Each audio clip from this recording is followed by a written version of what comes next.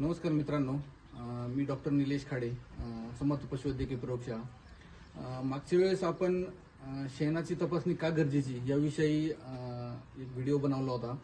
तसंच ह्यावेळेस देखील आपण दुसऱ्या एका विषयावर बोलणार आहोत, ती म्हणजे दुधाची तपासणी का गरजेची. मित्रांनो, सांगायचं म्हटलं तर महाराष्ट्रात एकही गोठा नसेल जिथं मस्टॅटिस किंवा ज्याला आपण दगडी म्हणतो किंवा स्तनदाह म्हणतो हा आढळत नसेल. तर याच्यासाठी आपण दुधाची तपासणी करायची, पण ती का करायची तर हे आपण बोलणार आहोत. माझ्यासोबत आहेत माझे मित्र प्रणव वाबळे. तर मागे त्यांच्या गाईला एका प्रॉब्लेम आला होता, मस्टॅटिस झाला होता.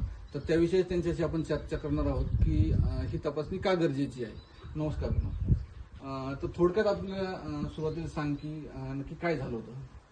का सुजी आणि एक नॉर्मलची घाण यायची. आम्ही जर बरोबर 2-3 महिने ट्रीटमेंट केली, पण ती काय रिझल्ट नाही भेटला. जाऊ ब्लड टेस्ट केली तर मग 100% रिझल्ट भेटला 3 दिवसामध्ये.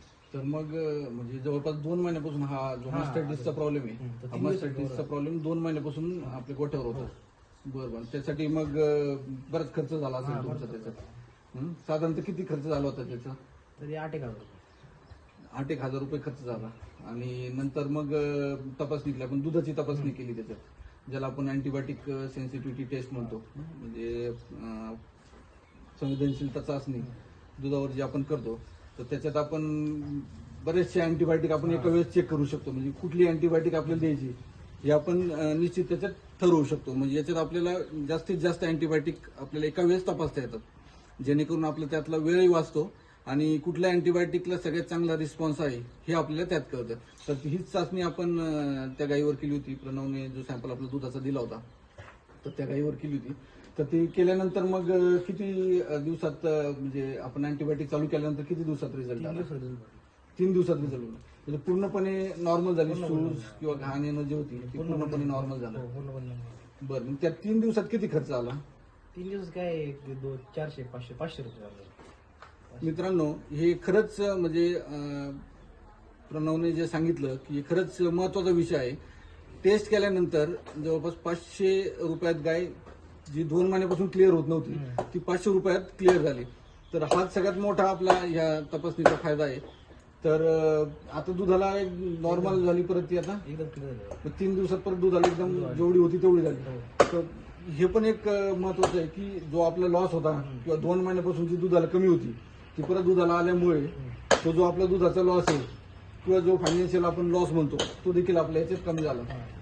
तर मित्रांनो, प्रणवनी जसं सगळ्यात महत्वाचं सांगितलं की तपासणी केल्यानंतर 3 दिवसात गाय दुधावर आली आणि हा 3 दिवसाचा खर्च त्याला 500 रुपये 500 ते 600 रुपये इतका लागलाय. म्हणजे आधी 2 महिने आपण ट्रीटमेंट केल्यानंतर ही तपासणी केल्यानंतर 3 दिवसात गाय पूर्णपणे दुधावर आली.